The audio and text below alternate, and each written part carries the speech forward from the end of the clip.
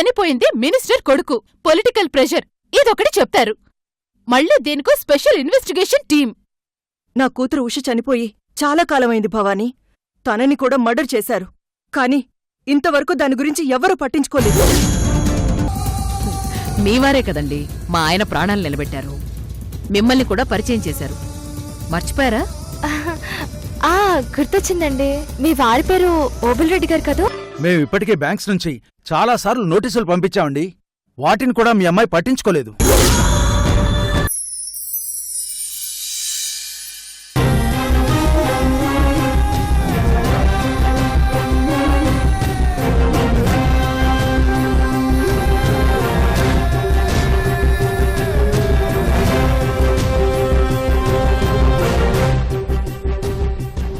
Forensic lab report వచ్చింది.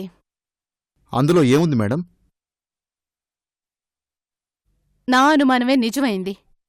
ఆ shirt మీదున్న రక్తం మరకలు చనిపోయిన చక్రవర్తివే. అవి షర్ట్ మీద ఎప్పుడు పడ్డాయో ఆ రోజే చక్రవర్తి కూడా చంపబడ్డాడు. అంటే ఆ షర్ట్ వేసుకున్న వ్యక్తి హత్య చేసుండాలి, లేదా హత్యకు సహకరించుండాలి. మనకి శవం దొరికింది గండిపేట ఏరియాలో. రక్తం మరకలు ఉన్న షర్ట్ దొరికింది దర్గా సమీపంలో. అంటే మర్డర్ దర్గా దగ్గర జరిగితే శవాన్ని గండిపేట దగ్గర పడేశారా?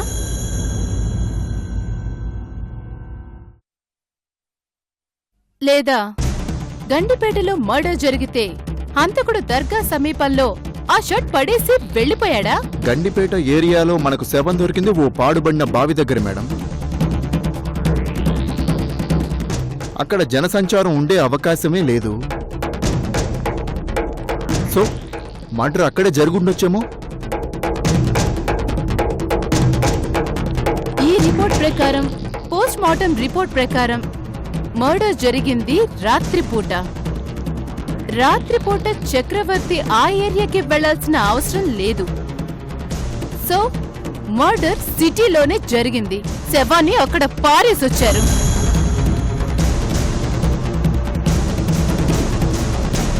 మీరు పని చేయండి. వెంటనే ఆ షర్ట్ దొరికిన ప్లేస్కి స్పెషల్ టీంని పంపించి ఆ చుట్టుపక్కల చక్రవర్తికి ఫ్రెండ్స్ గాని, లేదా తన శత్రువులు గాని, లేదా తనకి పరిచయమైన వ్యక్తులుగాని ఎవరున్నారో వాళ్లందరి డీటెయిల్స్ సేకరించండి. అలాగే మేడం. అతని ఫోన్ కాల్ డేటా తెప్పించండి. హత్య చేయబడ్డానికి ముందు వారం రోజుల నుంచి ఏ నెంబర్స్ కి కాల్ చేశాడో, ఏ నెంబర్స్ నుంచి కాల్స్ వచ్చాయో మొత్తం డీటెయిల్స్ కలెక్ట్ చేయండి. Sure madam. ఏమాత్రం అనుమానం వచ్చినా ఎవ్వర్ని వదిలిపెట్టద్దు. ఎవరైనా ఇన్ఫర్మేషన్ ఇవ్వటానికి నిరాకరిస్తే నిర్మోహమాటంగా వాళ్ళని అరెస్ట్ చేయండి. అలాగే మేడం.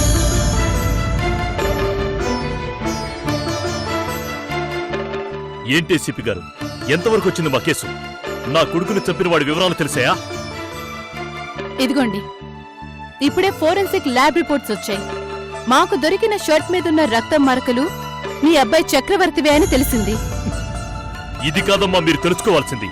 నా కొడుకుని ఎవరు చంపారో వాణ్ణి తెలుసుకోవాలి. వాడెవడో నా ముందు నిలబెట్టాలి. It's under process sir.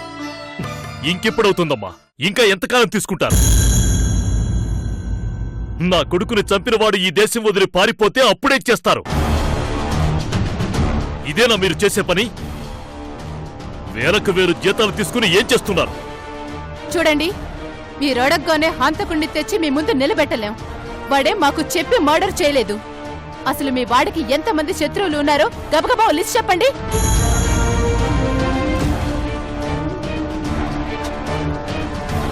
చూసారా ఎంతసేపు ఆలోచించారో? మీరే ఇంతసేపు ఆలోచిస్తే మేం ఎంత ఆలోచించి నిర్ణయం తీసుకోవాలి? హంతకుల్ని పట్టుకోవడం మీ డ్యూటీ. నా డ్యూటీ నాకు తెలుసు సార్. చట్టం ఏం చేయాలో దానికెవరూ సలహాలివ్వాల్సిన పనిలేదు. తన పని తనకి తెలుసు. మీలాంటి వాళ్ళు చేయాల్సింది ఒక్కటే, మా పని మమ్మల్ని చేసుకోనివ్వండి చాలు. చూడండి, ఓ తండ్రిగా మీ బాధని అర్థం చేసుకోగలను.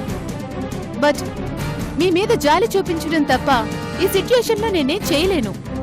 మీరు నా మీద ప్రెషర్ తెస్తే వర్క్ మరింత డిలే అవుతుంది తప్ప ముందుకు వెళ్ళదు. కానీ ఒక్కటి మాత్రం నిజం, ఆ హంతకుల్ని మాత్రం మేం పట్టుకుంటాం. దయచేసి మా దారికి అడ్డు రాకండి. మీరు ఇలా ఎందుకింటారు? అసెంబ్లీని అల్లాడిస్తే అప్పుడింటారు. మీ డిపార్ట్మెంట్ ని పైనుంచి కింద దాకా అల్లాడిస్తే అప్పుడింటారు. అదరగొడత అసెంబ్లీలో దీని గురించి తేల్చుకుంటా.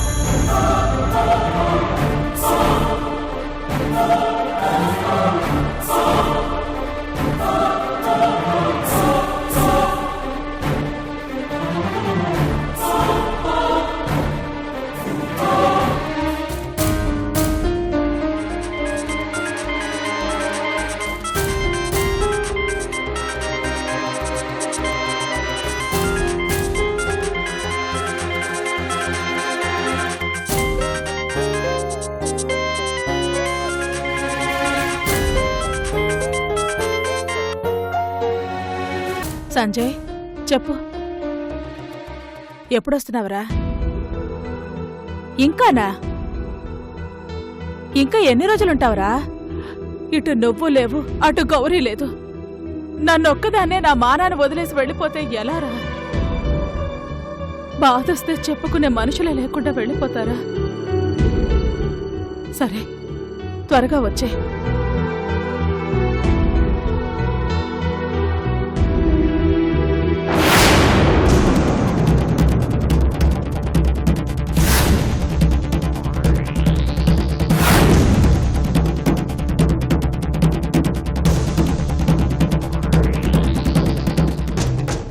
మినిస్టర్ కొడుకు చక్రవర్తి కేసులో కీలక సాక్ష్యం లభ్యం. చక్రవర్తి హత్య కేసులో కీలకమైన సాక్ష్యం దొరికింది. హత్య జరిగిన రోజు హంతకుడు వేసుకున్న షర్ట్ని పోలీసులు స్వాధీనం చేసుకున్నారు. షర్ట్ మీద పడిన రక్తపు మరకలు హతుడు చక్రవర్తివే అని ల్యాబ్ ఇచ్చిన నివేదికలో తేలింది.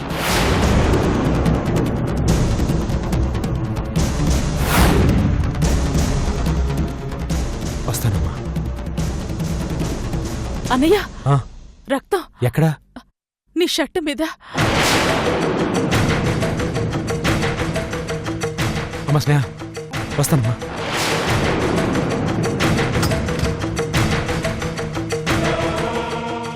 అమ్మా స్నేహ. అన్నయ్య, ఈరోజు పేపర్ చూసావా? చూశానమ్మా. దాని గురించే నీతో మాట్లాడదామని వచ్చాను. ఏంటన్నయ్య ఈ ఘోరం? ఆ షర్ట్ వాడింది హంతకుడు అంటారేంటి? రక్తపు మరకలు పడినంత మాత్రాన హంతకుడైపోతారా? అసలు ఈ చక్రవర్తిని చంపింది నేను కదా. స్నేహ,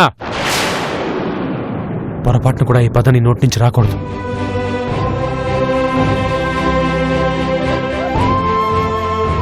అవునమ్మా, ఈ న్యూస్ చూసిన తర్వాత నువ్వెక్కడ మళ్ళీ కంగారు పడి పరిగెత్తుకుంటూ నా దగ్గరికి వస్తావునని నేనే నీ దగ్గరికి వచ్చాను. ఇదే ఆఖరిసారి. ఇంకెప్పుడు ఆ పదం నీ నోట్లోంచి రావడానికి వీల్లేదు. కానీ ఈ రోజు కాకపోయినా రేపైనా నిజం బయటకొస్తుందన్నయ్యా. దాన్ని దాచడం జరిగే పని కాదు. చూసావా, మన భవానీనే స్పెషల్ ఇన్వెస్టిగేషన్ టీంకి ఇన్ఛార్జిని చేశారు. ఈ రోజు షర్ట్ దొరికింది, రేపు నిజం బయటకొస్తుంది. ఆ రోజు నింద నీ మీదకొస్తుంది. తప్పు చేసింది నేనైతే నీకు శిక్ష పడటమేమిటి? నువ్వు మాత్రం తప్పెక్కడ చేశావమ్మా? మాటలతో వినని ఆ మృగాన్ని ఆపడానికి నీ ప్రయత్నం నువ్వు చేశావు, అంతే. కానీ చంపింది నేనన్నయ్యా. ఇదే, ఈ మాటే నీ నోట్లోంచి బయటికి రాకూడదు. ఎలా అన్నయ్యా? స్నేహ, మనం ఇప్పుడు యుద్ధం చేస్తున్నాం. మనకి దెబ్బలు తగులుతాయి, రక్తం వస్తుంది. ప్రాణం పోయేంత వరకు మనం కాపాడుకోవాల్సింది ధైర్యాన్ని. ఆ ధైర్యం తగ్గిందో మనం ఓడిపోయినట్లే. అయినా నువ్వు చంపింది ఉత్తముణ్ణి కాదమ్మా, రాక్షసుణ్ణి. ఆ విషయం లోకానికి తెలియదు కదన్నయ్యా. తెలిసినా మనకు చంపే అధికారం లేదంటుంది చట్టం. నేను తప్పు చేశానన్నయ్యా, తప్పు చేశాను. శిక్ష అనుభవించాలి. నువ్వేం తప్పు చేశావమ్మా? నువ్వెందుకు శిక్ష అనుభవించాలి? తప్పు చేసింది వాడు. ఆడపిల్ల కనిపించగానే కుక్కలా వెంటపడింది వాడు. ఊరకుక్క రోడ్డు మీద ఓ పసిబిడ్డని చంపుతూ ఉంటే మనం చూస్తూ ఊరుకుంటామా? అయ్యో పాపోని మనం జాలిపడి కుక్కని కొట్టకుండా ఆగుతామా? లేదుగా. ఆ కుక్కని చంపి పసిబిడ్డని కాపాడతాం. నువ్వు చేసింది అదే. ఇందులో నీ తప్పేం లేదు. కానీ చంపడం తప్పే అంటుంది కదన్నయ్య ఈ చట్టం. ఏంటమ్మా చట్టం? అలాంటి వాళ్ళ నుంచి ప్రజల్ని కాపాడాల్సింది చట్టం. ఆ చట్టమే అలాంటి యదవల్ని మన మీదకి ఆంబోతుల్ని వదిలేసినట్టుగా వదిలేస్తుంటే మనం చూస్తూ ఊరుకోవాలా? అలాంటి వాళ్ళని చంపడంలో తప్పులేదు. అయినా ప్రశాంతంగా ఉన్న మన జీవితాల్లోకి పెనుగాల్లో వచ్చింది వాడు. వాడపిల్లని నీ కళ్ళ ముందు నిర్దాక్షిణ్యంగా నాశనం చేయబోతుంటే నువ్వు వాడిని చంపి మంచి పని చేసావు. అది తప్పు కాదు. చట్టం చేయాల్సిన పని నువ్వు చేసావు. నీకిప్పుడు శిక్ష పడితే ఆ తప్పు చట్టం అవుతుంది, నీ తప్పు కాదు.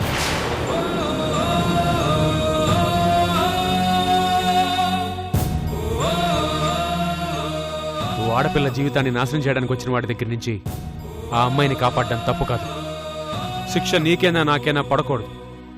నిజంగా మనం చేసింది తప్పే అయితే నేనే వెళ్ళి లొంగిపోయేవాణ్ణి. కానీ అలాంటి వాడి కోసం మనం తప్పు చేశామని ఎందుకు ఒప్పుకోవాలి? అవసరం లేదు. కానీ మనం ఆలోచించినట్లు లోకం ఆలోచించదన్నయ్య. చట్టం నన్ను హంతకురాలుగానే చూస్తుంది. లోకంతో మనకేంటి పని? మన మనస్సాక్షి ఏం చెప్తే అది ఫాలో అవ్వాలి స్నేహ. నా వరకు నా మనస్సాక్షి నేను చేస్తోంది కరెక్టే అని చెప్తోంది. అందుకే పోరాడదు. ఏం జరగాలో అదే జరుగుతుంది.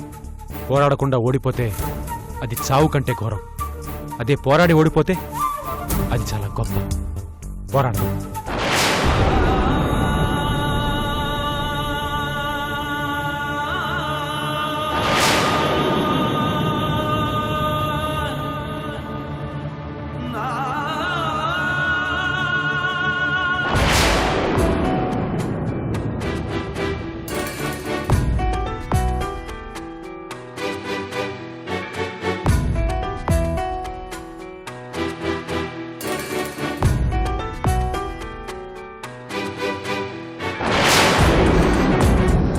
మై గాడ్, దొరికింది. ఆ తర్వాత అది రఘు అంకుల్ దాన్ని బయటపడుతుంది. ఆ తర్వాత అన్నీ బయటపడతాయి. నన్ను కాపాడబోయినందుకు అన్యాయంగా వాళ్ళు శిక్షకు గురవుతారు. ఇప్పుడు నేనేం చేయాలి? నేను వెళ్ళి లొంగిపోతే? మేడం మేడం ఏమండి మిమ్మల్ని? ఏంటి ఏంటి ఏంటో చాలా డీప్గా ఆలోచిస్తున్నారు. ఏమైంది మేడం?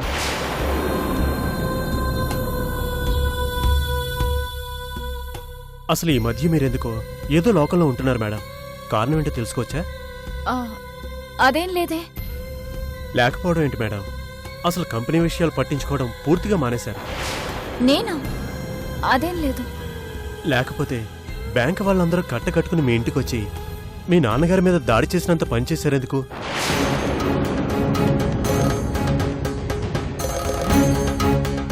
అందరూ ఒక్కటే మాట, మీరు ఈ మధ్య కంపెనీ గురించి పట్టించుకోవటం లేదు. బ్యాంకులకి మన కంపెనీ డిఫాల్టర్ అయింది.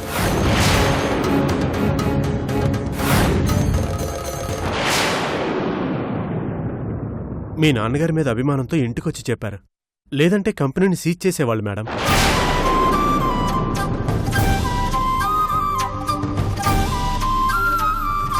ఇప్పుడు మీరేం కంగారు పడాల్సిన పనేం లేదండి. నేను ఆల్రెడీ బ్యాంక్ వాళ్ళకి సర్ది చెప్పాను. చాలా థ్యాంక్స్ శ్యామ్ గారు. నేను అడగకుండానే చాలా హెల్ప్ చేశారు. ఇది హెల్ప్ కాదు మేడం, నా డ్యూటీ. మరి సీనియర్ మేనేజర్ అంటే తప్పదు కదా. కొన్ని రోజులు కంపెనీకి సంబంధించిన అన్ని బాధ్యతలు మీరే చూసుకోగలరా ప్లీజ్?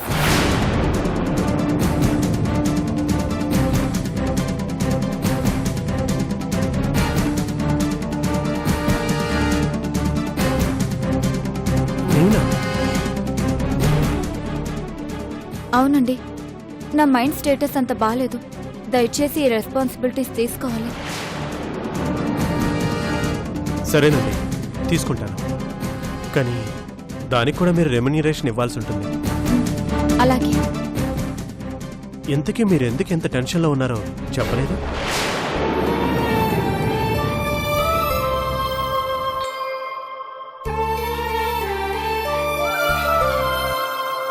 ఈ మధ్యన మీరు చాలా టెన్షన్లో ఉంటున్నారు మేడం. ఏదైనా ప్రాబ్లం ఉంటే చెప్పండి, నేను తప్పకుండా సాయం చేస్తాను. థ్యాంక్స్ అండి. నాకు నిజంగా హెల్ప్ కావాల్సి వచ్చినప్పుడు మిమ్మల్ని తప్పకుండా అడుగుతాను. అప్పటి వరకు కంపెనీ గురించి చూసుకోండి. అలాగే మేడం.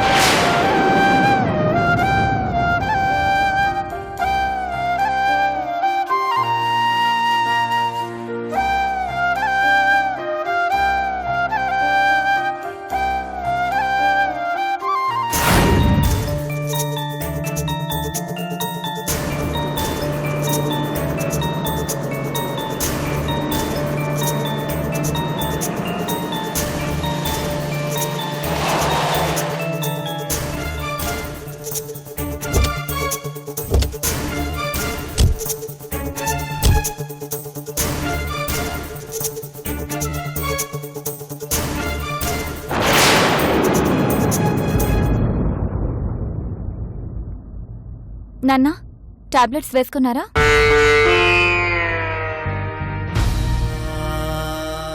అమ్మా మేము ఫ్రెష్ అయ్యి వస్తాం, తొందరగా భోజనం పెట్టు. పదండి. శిరీష, ఒక నిమిషం ఆగు, నీతో మాట్లాడాలి. ఏంటి నాన్న? నిన్ను నమ్మి నీ మీద ఎన్నో బాధ్యతలు పెట్టాను. ఎన్ని సమస్యలున్నా బాధ్యతలు మర్చిపోవనే నమ్మకంతో నిన్ను కంపెనీకి చైర్పర్సన్గా చేశాను. కానీ నువ్వు చేసిందేంటి? ఇంతవరకు మన కంపెనీ మీద చిన్న ఎలిగేషన్ కూడా లేదు. నేను అలా జాగ్రత్తగా చూసుకున్నాను. కానీ నీ వల్ల మన కంపెనీ పరువు ప్రతిష్ట మంటగలిసిపోయింది. కంపెనీ పరువు పోతే మన ఇంటి పరువు పోయినట్టే. ఆ విషయం నీకు తెలుసా? నాన్న అది అసలు ఏం చేస్తున్నావు శిరీష? బ్యాంకులకు చెల్లించాల్సిన బకాయిలు కూడా చెల్లించడం మర్చిపోయావు. కంపెనీ డిఫాల్టర్ లిస్టులో చేరటం ఎంత అవమానం, ఎంత అప్రతిష్టో ఆలోచించావా? వాళ్ళంతా ఇంటి మీదకొచ్చారమ్మా. మీ నాన్నగారిని నిలబెట్టి మిమ్మల్ని నమ్మి పెట్టుబడులు పెడితే ఇలా చేస్తారా అని అడిగారమ్మా. నీ తెలివి తక్కువతనంతో ఇదిగో నా అల్లుడు అనవసరంగా మాటలు పడ్డాడు. నువ్వు బ్యాంకుకి సరిగా డబ్బులు పే చేయకపోవటం వల్ల ఇంటి మీదకొచ్చారు. నా పరువు ఎక్కడ పోతుందో అని ఆ తప్పు తన మీద వేసుకొని ఇటు నీ పరువు ఇటు నా పరువు కాపాడాడు.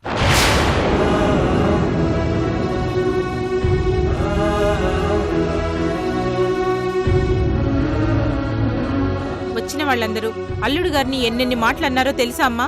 అయినా అవన్నీ భరించి మన కోసం అవమానాల పాలయ్యాడు.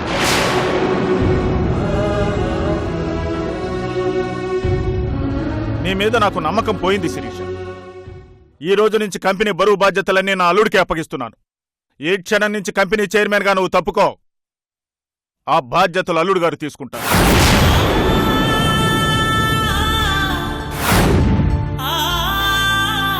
అయ్యో మావయ్య గారు, నాకా? తప్పదు బాబు. సమయానికి నువ్వు అడ్డుపడకపోయింటే కంపెనీ ప్రతిష్ట ఎంత దిగజారిపోయేదో. కంపెనీ కోసం దేనికైనా సాక్రిఫైస్ చేసే వ్యక్తి కావాలి నాకు. ఇచ్చిన బాధ్యతలు మర్చిపోయేవారు కంపెనీ చైర్మన్ గా పనికిరారు.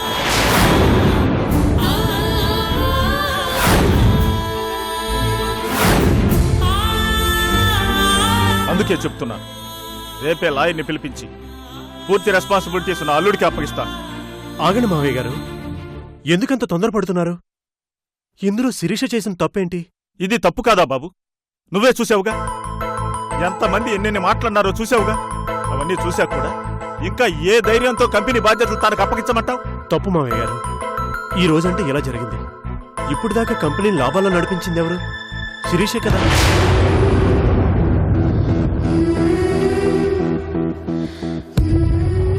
ఏవో టెన్షన్స్ వల్ల కొంచెం అటు ఇటు అయింది, కొన్ని మర్చిపోయింది.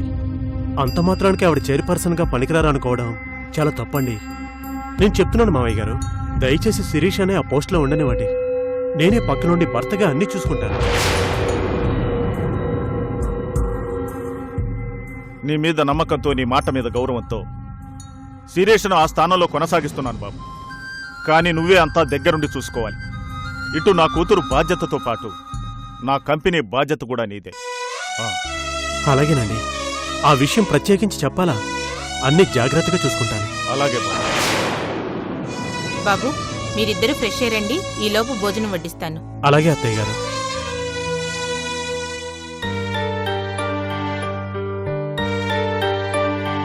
పదండి శిరీష గారు.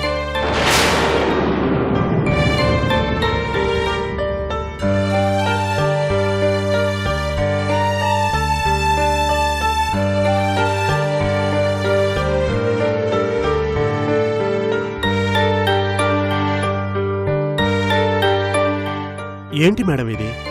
మనం అగ్రిమెంట్ చేసుకున్నది ఒకదానికైతే ఇన్ని పనులు నాకు అంటగడుతున్నారేంటి? నేను కేవలం మీ భర్తగా నటించడానికి వచ్చాను, అది ఒక్కదానికే డబ్బులిస్తున్నారు. మళ్ళీ అంటే ఎంత కావాలి? ఎంతంటే రోజుకి 5,000. అంటే అవి ఇవి కలిపి రోజుకి 7,000? నేను మరీ అంత దుర్మార్గుణ్ణి కాదు మేడం, అన్నీ కలిపి 5,000. అవకాశం వచ్చినప్పుడే కదా మేడం 4 రాళ్లు సంపాదించుకోవాలి. సరే, ఇస్తాను. కంపెనీని జాగ్రత్తగా చూసుకో. అలాగే మేడం, చాలా జాగ్రత్తగా చూసుకుంటాను.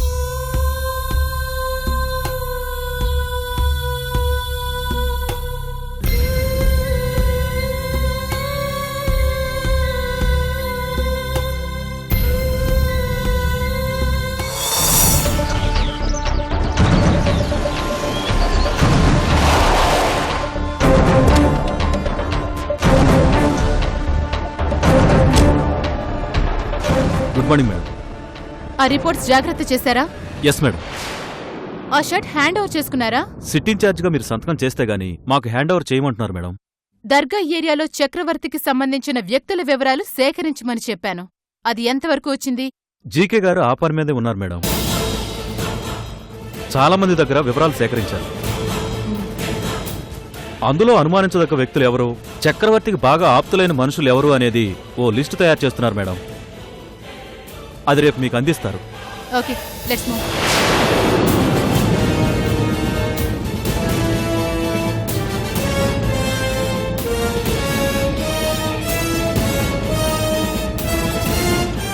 Good morning sir. Good morning madam. కూర్చోండి.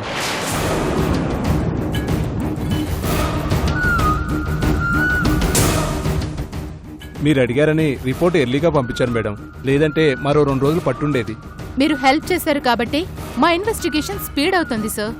ఆ షర్ట్ ఇస్తే దాన్ని ఎగ్జిబిట్ నెంబర్ 1 గా కోర్టుకి పంపిస్తాం.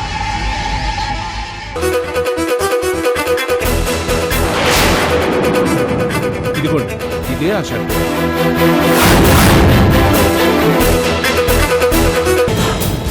ఈ షర్ట్ ఇదే మేడం అంతకుడు వేసుకున్న షర్ట్.